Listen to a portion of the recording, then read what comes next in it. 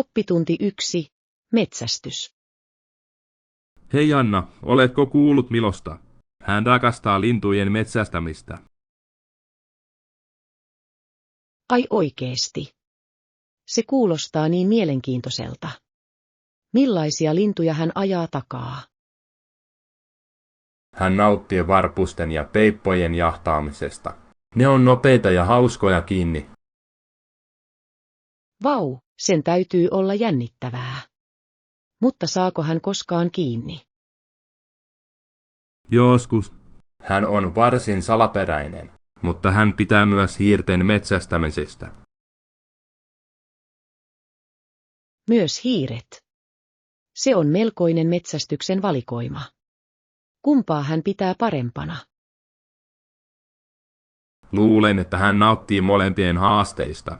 Hiiret ovat älykkäitä ja hankalia. Tuossa on järkeä. Tuoko hän saaliinsa kotiin? Kyllä, hän esittelee usein palkintojaan. Se on kuin pieni palkinto hänelle. Kuinka suloinen? Onko hänellä muita suosikkiharrastuksia? Milo rakastaa kiipeilyä puissa, erityisesti saadakseen paremman näkemyksen ympäristöstään. Kuulostaa siltä, että hänellä on hauskaa. Toivon, että voisin nähdä hänet toiminnassa. Se on aikamoinen näky. Hän on pieni metsästäjä luonnossa. Oppitunti 2. Tuoreet markkinat. Huomenta Anna, oletko koskaan käynyt paikallisella viljelijän markkinoilla? Kyllä, rakastan niitä.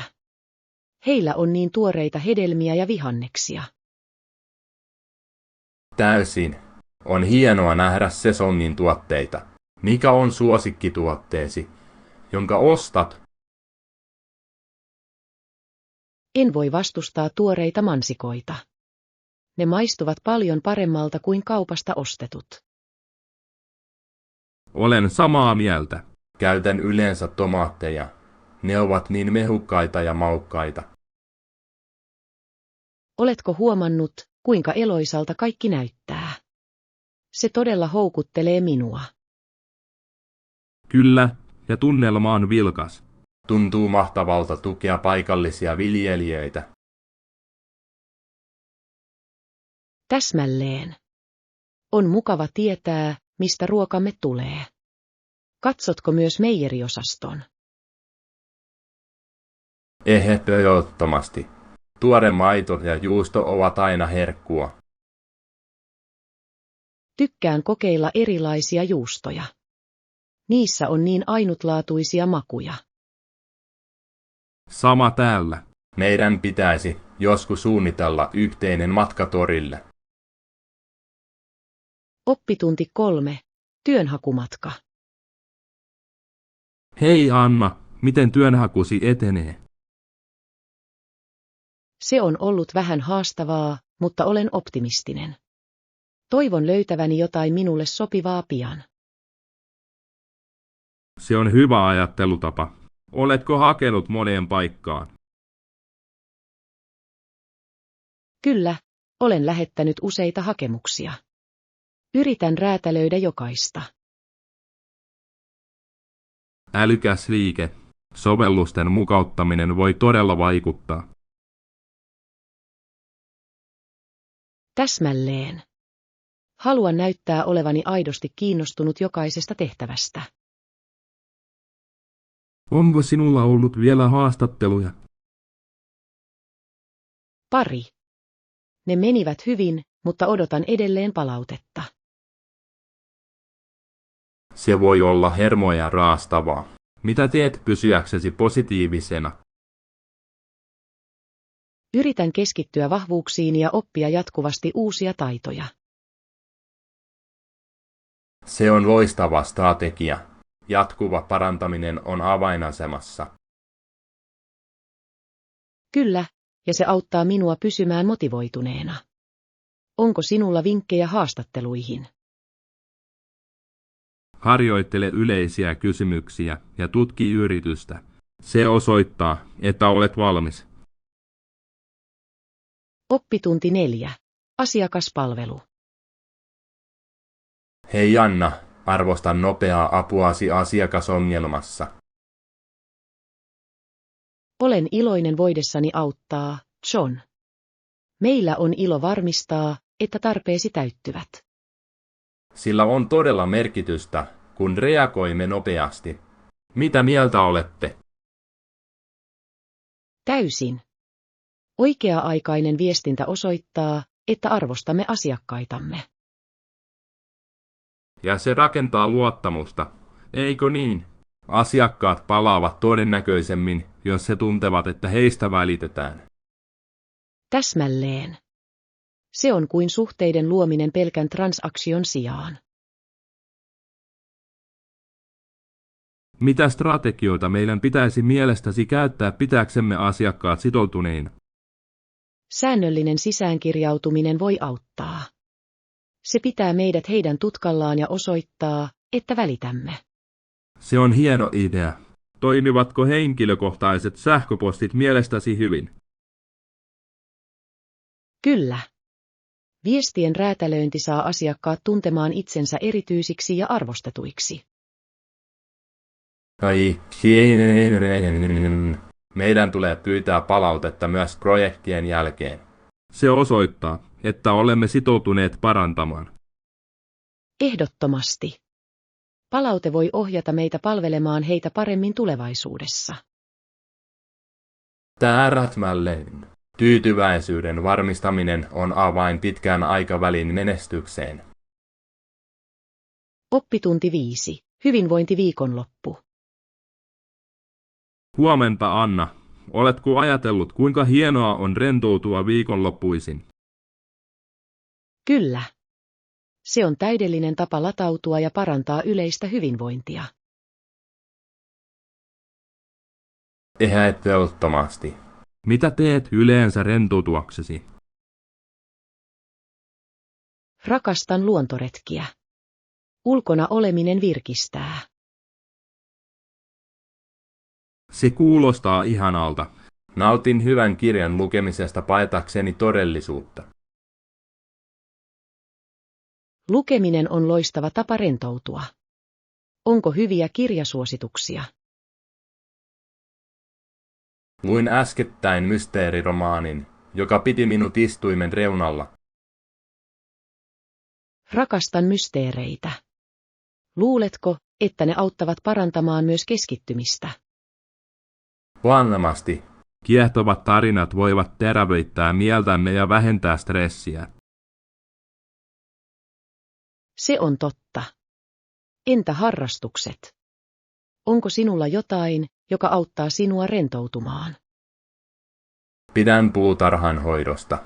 On terapeuttista hoitaa kasveja ja katsella niiden kasvua.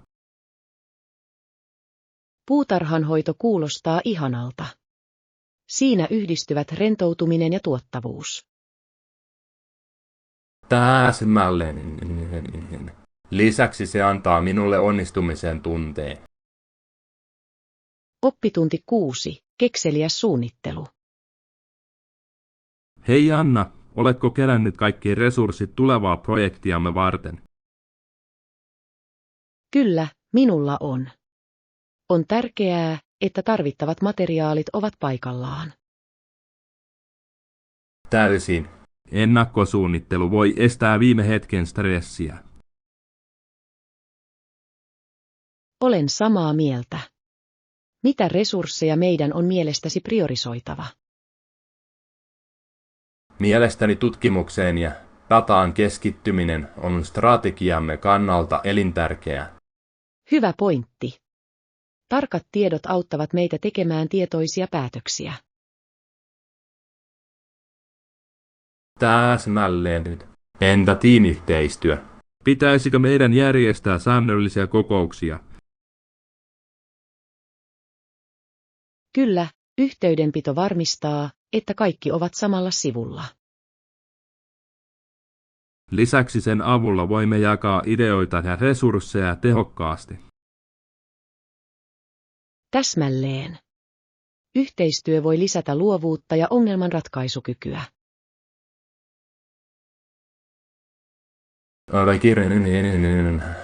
Mielenkiinnolla odotan, kuinka suunnittelumme tuottaa tulosta projektissa.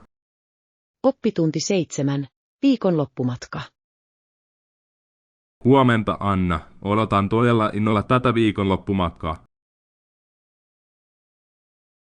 Sama täällä. Se on loistava tilaisuus rentoutua ja tutkia. Oletko suunnitellut jotain toimintaa matkallemme? Kyllä. Ajattelin, että voisimme patikoida ja ehkä käydä joissakin paikallisissa nähtävyyksissä. Se kuulostaa hämmästyttävältä. Rakastan uusien paikkojen löytämistä. Minä myös. On jännittävää kokea erilaisia kulttuureja ja maisemia. Pitäisikö meidän mielestäsi pakata jotain erityisiä varusteita hetkeilyyn? Ehdottomasti. Hyvät kengät ja runsaasti vettä ovat välttämättömiä. Samaa mieltä. Otan myös eväitä energiaksi polun varrelle. Hieno idea. Välipalat voivat tehdä vaelluksesta vieläkin nautinnollisempaa. En malta odottaa, että pääsen rentoutumaan ja nauttimaan luonnosta kanssasi. Oppitunti 8. Viikko töissä. Hei Anna, oliko sinulla hyvä viikko töissä? Kyllä, se oli kiireistä, mutta tuottavaa. Odotan viikonloppua. Se on hienoa. Mikä teki viikostasi niin kiireisen? Minulla oli useita projekteja, mutta onnistuin pysymään järjestyksessä. Järjestäytyminen on tärkeä. Käytitkö apuvälineitä? Kyllä, käytin suunnittelijaa ja joitain sovelluksia tehtävieni seuraamiseen. Älykäs liike. Huomaan, että asioiden kirjoittaminen auttaa minua todella keskittymään. Täysin. Ja valmiita tehtäviä on hyvä tarkistaa. Varmasti. Mitä aiot tehdä viikonloppuna rentoutuaksesi? Ajattelen lähteä patikoimaan. Raitis ilma latautuu aina. Vaellus kuulostaa hauskalta. Saatan lukea jotain.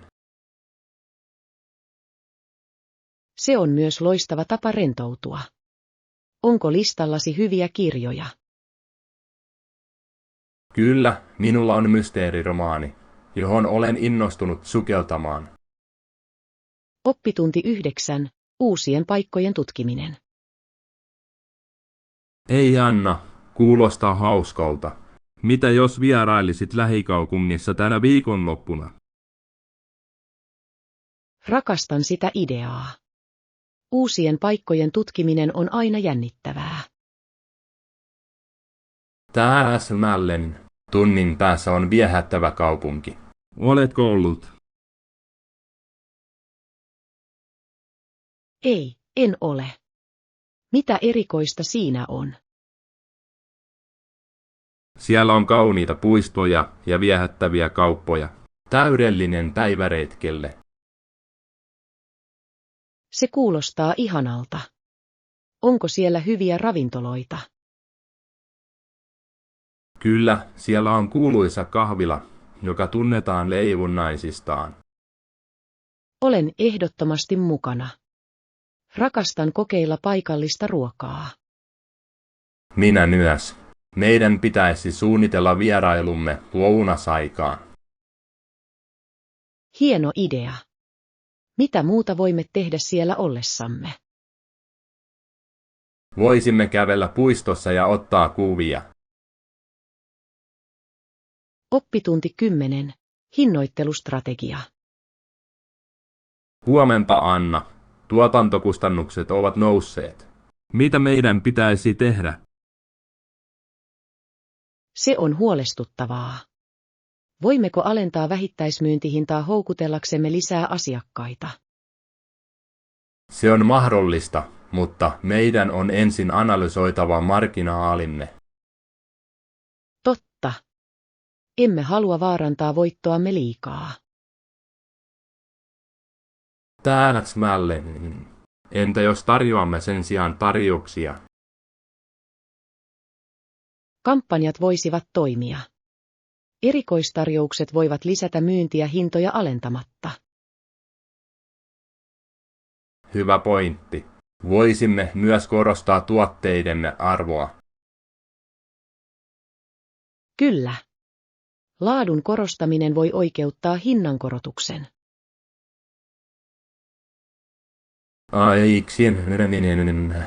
Mietitään joitain markkinointistrategioita tämän tukemiseksi.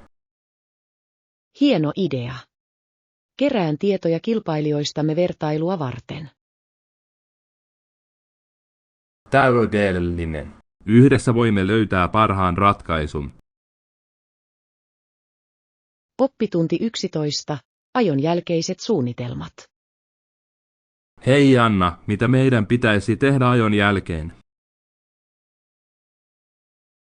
Minusta meidän pitäisi mennä puistoon piknikille. Se kuulostaa hauskalta. Voimme rentoutua ja nauttia maisemista. Kyllä. Lisäksi voimme syödä herkullisen lounaan kaikkien kanssa. Rakastan potluks. Jokainen tuo jotain erilaista. Mitä sinä tuot? Aion tehdä pastasalaattia. Se on aina hitti. Tuon jälkiruokaa, ehkä brownieta. Täydellinen. Brownies on aina suosikki. Pitäisikö meidän varata aika, jolloin kaikki tapaavat puistossa? Kyllä, sanotaanpa puolen päivän aikoihin. Näin voimme kaikki syödä yhdessä. Kuulostaa suunnitelmalta. En malta odottaa hauskaa päivää ulkona. Oppitunti 12. Viikonlopun seikkailut. Hei Anna, oletko harkinnut viikonlopun aktiviteetteja? Ehdottomasti. Voisimme käydä opastetuilla kierroksilla tai patikoida. Rakastan sitä ideaa. Uusien paikkojen tutkiminen lisää jännitystä. Kyllä. Ja voimme kokeilla paikallisia ruokia matkan varrella. Mitä mieltä olette? Paikallinen keittiö on parasta. Se antaa meille makua kulttuurista. Täsmälleen. Onko sinulla mielessäsi tiettyjä paikkoja? Lähistöllä on luonnonkaunis polku, josta olen kuullut hienoja asioita. Se kuulostaa täydelliseltä. Haluaisin nähdä näkymät ylhäältä. Minä myös. Ja patikoinnin jälkeen voimme vierailla paikallisessa kahvilassa herkkuja hakemassa. Nam. Voin jo kuvitella nauttivani leivonnaisista näköalalla. Tehdään suunnitelma. Olen innoissani hauskasta viikonlopusta. Oppitunti 13. Onnen löytäminen. Hei Anna, olen mukana löytämään onnea jokapäiväisessä elämässä. Täysin. Ne ovat pienet asiat, jotka usein tuovat meille iloa. Täsmälleen. Mitkä pienet asiat tekevät sinut onnelliseksi? Nautin aamukahvini nauttimisesta auringonnousua katsellen. Se kuulostaa ihanalta. Nautin musiikin kuuntelusta työmatkani aikana. Musiikki voi todella kohottaa mieltämme. Onko sinulla suosikkilaji? Nautin jatsista. Siinä on niin rauhoittava tunnelma. Jats on mahtavaa. Pidän mieluummin pirteästä popmusiikista, se antaa minulle energiaa.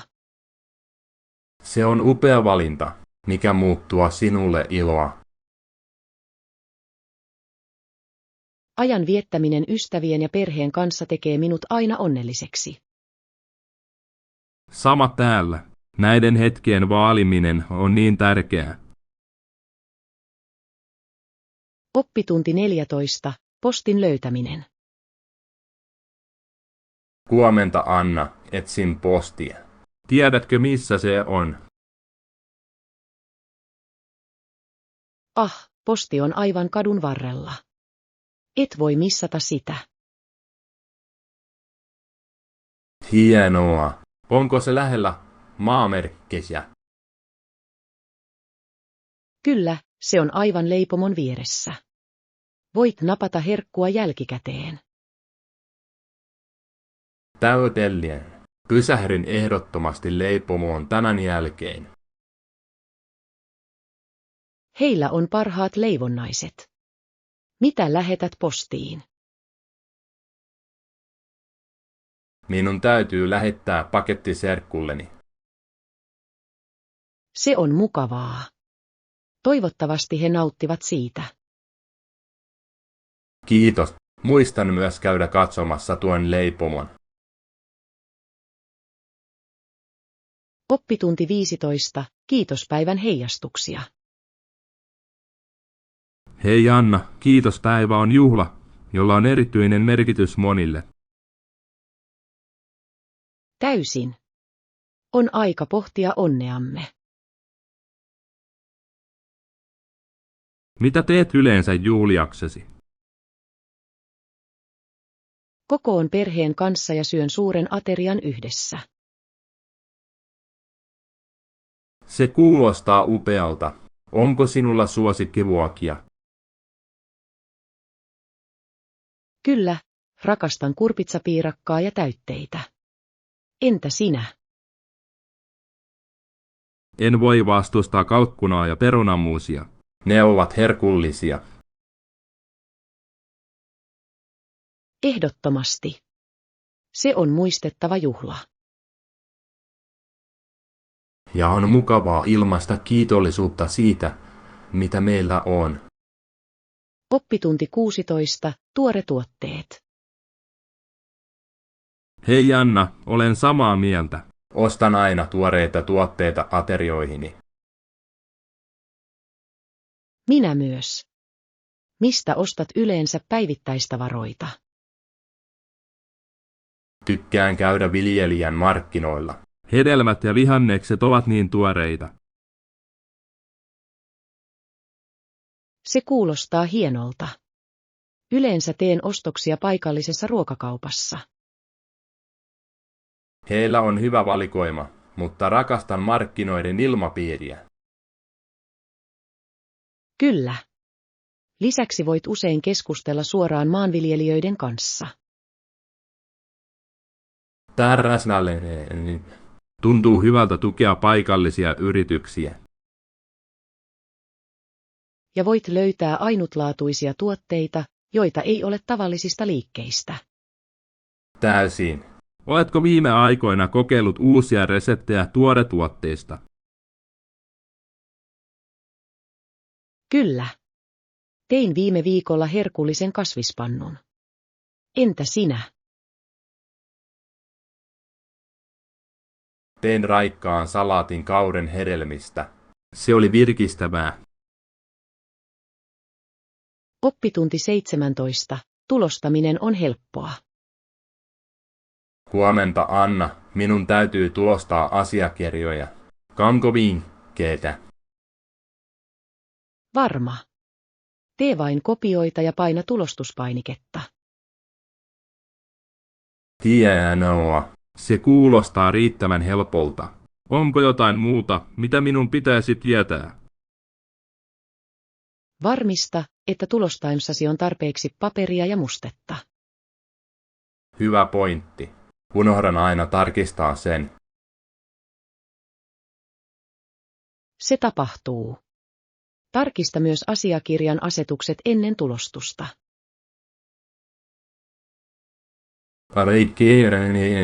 Varmistan, että asettelu on oikea. Näin et tuhlaa paperia tai mustetta. Täräsmällinen. Kiitos neuvoista. Nyt tunnen olevani valmiimpi. Oppitunti 18. Terveellisen elämän vinkit. Hei Anna, olen itse asiassa kamppaillut vähän terveiden elämäntapojen ylläpitämisen kanssa. Ymmärrän. Se voi olla haastavaa. Onko sinulla jokin tietty alue vaikeina? Kyllä, tasapainoisen ruokavalion pitäminen on ollut minulle vaikeaa. Se on yleistä. Oletko kokeillut viikon aterioiden valmistamista? En ole. Miten se toimii? Valmistat ateriat etukäteen, joten sinulla on terveellisiä vaihtoehtoja valmiina. Se kuulostaa hyödylliseltä. Onko sinulla suosikkireseptejä aterioiden valmistukseen? Kyllä.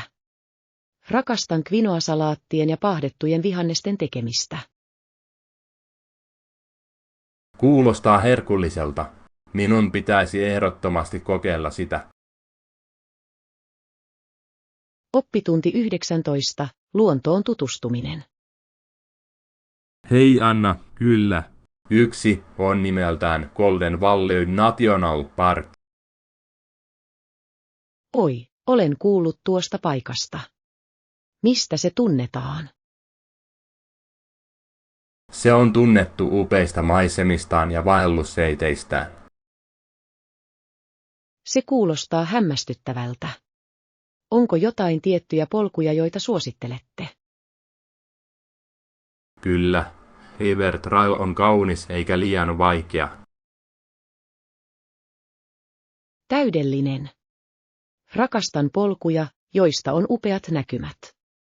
Onko siellä villieläimiä? Ehdottomasti. Saatat nähdä peuroja ja erilaisia lintuja. Se on jännittävää. Nautin lintujen tarkkailusta vaeltaessani. Minä myös. Se on loistava tapa olla yhteydessä luontoon. Oppitunti 20. Ideoiden järjestäminen. Hei Anna, sen saavuttamiseksi meidän pitäisi mielestäni harkita ideoiden järjestämistä luokkiin. Se on hieno lähestymistapa. Miten ehdotat, että aloitamme? Voisimme luetella ensin kaikki pääkohdat ja sitten ryhmitellä samanlaiset yhteen. Kyllä. Näin voimme nähdä, mitkä ideat liittyvät hyvin yhteen. Täräsmällinen. Se auttaa luomaan selkeän rakenteen projektillenne. Se myös helpottaa tiedoissamme olevien aukkojen tunnistamista.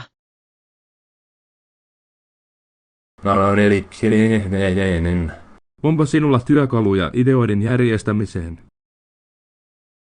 Käytän usein ajatuskarttoja. He esittävät visuaalisesti käsitteitä ja yhteyksiä. Mielikartat ovat tehokkaita. Käytän mieluummin tarkistuslistoja selvyyden vuoksi. Muistilistat ovat myös hyödyllisiä. Ne pitävät meidät raiteilla. Yhdistetään menetelmämme kattavammaksi suunnitelmaksi.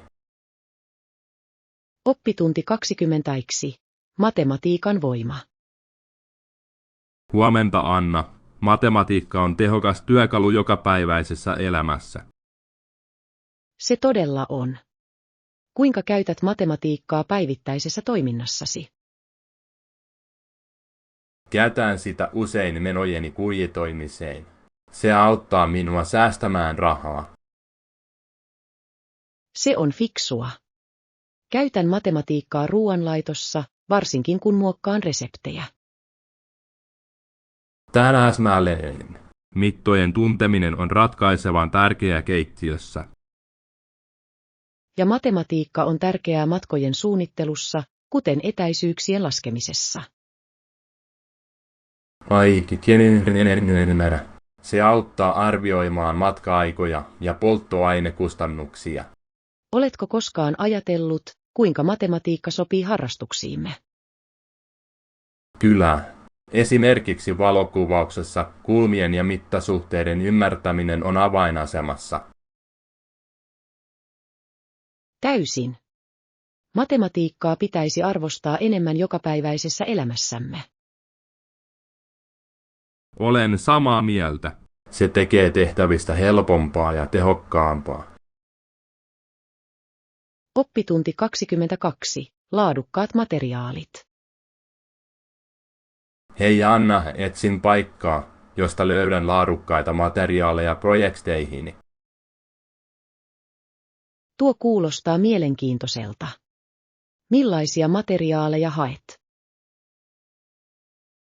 Tarvitsen taidetarvikkeita, kuten maaleja ja kankaita. Tiedätkö hyviä kauppoja? Kyllä. Keskustassa on hieno taidekauppa, jossa on kaikki mitä tarvitset. Täydellinen. Tarjoavatko he alennuksia opiskelijoille? He tekevät. Näytä vain opiskelijakorttisi rekisterissä.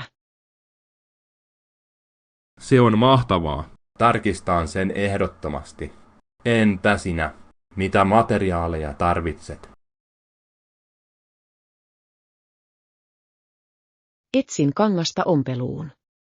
Haluan tehdä uuden mekon. Se kuulostaa hauskalta.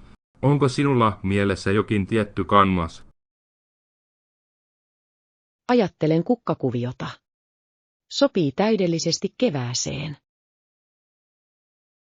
Hieno valinta. Kukkakuviot ovat aina iloisia. Täysin. Ehkä mennään yhdessä ostoksille tänä viikonloppuna. Haluaisin sen. Siitä tulee tuottava päivä.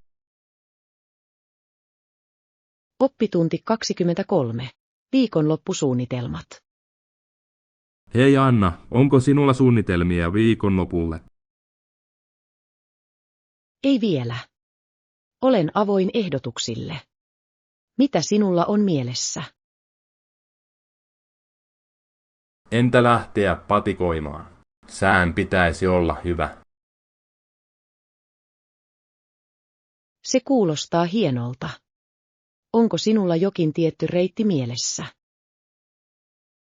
Kyllä, järven rannalla on kaunis polku, jota rakastan. Olen kuullut tuosta paikasta. Onko helppo vaeltaa?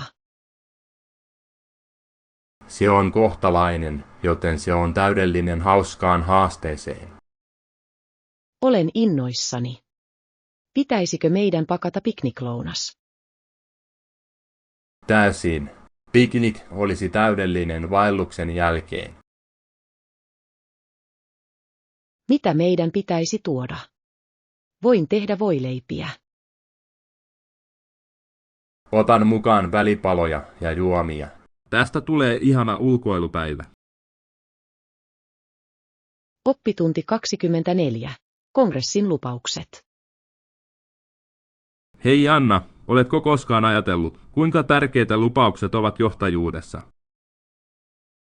Ehdottomasti, John.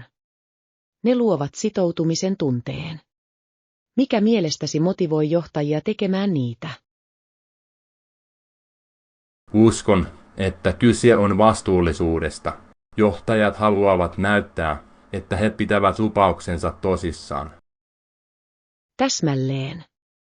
Kun johtajat pyytävät muita liittymään lupaukseensa, se rakentaa yhtenäisyyttä.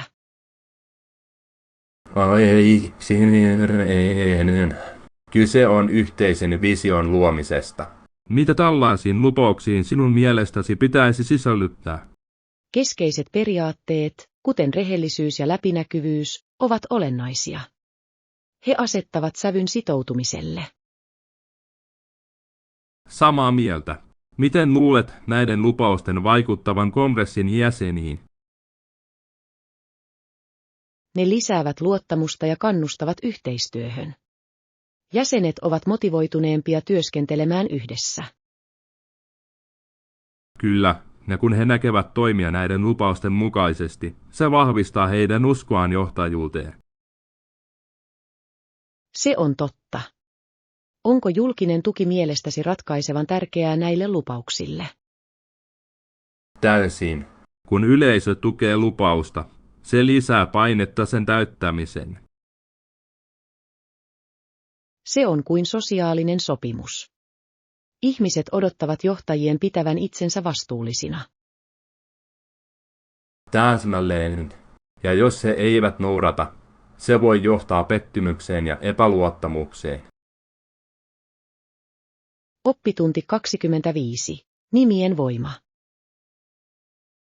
Hei Anna, mietin poliittisia kampanjoita ja sitä, kuinka tärkeitä nimet voivat olla. Yksi kuvernööri Bushin etu oli hänen tuttu nimensä. Hei John, tämä on hyvä pointti. Tunnettu nimi voi ehdottomasti tuoda etua vaaleissa. Se luo välittömän tunnistuksen. Täsmälleen. Itse asiassa, kun hän menestyi hyvin joissakin varhaisissa kyselyissä, se johtui osittain siitä, että ihmisillä oli jo yhteys hänen sukunimeensä. Se on totta. On mielenkiintoista, kuinka nimi voi herättää tiettyjä tunteita tai muistoja, etenkin politiikassa. Vaikuttaako se mielestäsi äänestäjien päätöksiin? Täysin. Äänestäjät tuntevat usein tyytyväisyyttä tunnistamiinsa ehdokkaisiin. Se voi luoda luottamuksen tunteen jo ennen kuin he tietävät henkilön käytännöt. Tuossa on järkeä. Tuttuus voi olla voimakas tekijä päätöksenteossa. Se on samanlainen markkinoinnissa, jossa tuotenimet voivat vaikuttaa kuluttajien valintoihin. Kyllä. Kauan olleet brändit hallitsevat usein markkinoita, koska ihmiset luottavat niihin. Oikein. Kyse on maineen rakentamisesta ajan myötä. Mutta uskotko, että uudet ehdokkaat tai tuotemerkit voittavat tämän haasteen? He voivat, erityisesti luomalla vahvoja kertomuksia ja luomalla yhteyden ihmisiin henkilökohtaisella tasolla. Kiinnostava tarinankerronta voi auttaa heitä erottumaan joukosta. Se on loistava strategia. Aitous voi resonoida hyvin äänestäjien ja kuluttajien keskuudessa. Ihmiset haluavat tuntea yhteyden. Täsmälleen. Myös sosiaalinen media on muuttanut peliä. Sen avulla uudet ehdokkaat voivat tavoittaa suoraan äänestäjiä ja rakentaa suhteita. Ehdottomasti. Se antaa heille alustan jakaa tarinoitaan ja arvojaan ilman perinteisiä mediasuodattimia.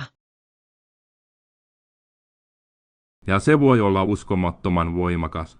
On kiehtovaa, kuinka politiikan ja markkinoinnin dynamiikka usein heijastelee toisiaan. Oppitunti 26. Ajanhallinta. Huomenta Anna. Mietin, kuinka kauan tehtävien suorittaminen kestää. Kuinka kauan sinulla kestää saada tyypillinen projekti valmiiksi? Hei John, kestää yleensä noin 30–45 minuuttia projektin monimutkaisuudesta riippuen. Entä sinä? Minulle se vaihtelee paljon. Yksinkertaiset tehtävät voivat kestää alle 30 minuuttia, mutta laajemmat projektit voivat kestää pari tuntia. Se on mielenkiintoista. Huomaan, että projektien jakaminen pienempiin tehtäviin auttaa hallitsemaan aikaani paremmin. Olen samaa mieltä. Kun minulla on suurempi projekti, yritän asettaa tiettyjä virstanpylväitä pysyäkseni raiteilla. Se on fiksu lähestymistapa. Määräaikojen asettaminen kullekin osalle voi tehdä koko projektista vähemmän ylivoimaisen tuntuisen. Täsmälleen. Se antaa sinulle myös onnistumisen tunteen, kun suoritat jokaisen virstanpylvään. Se pitää motivaation korkealla,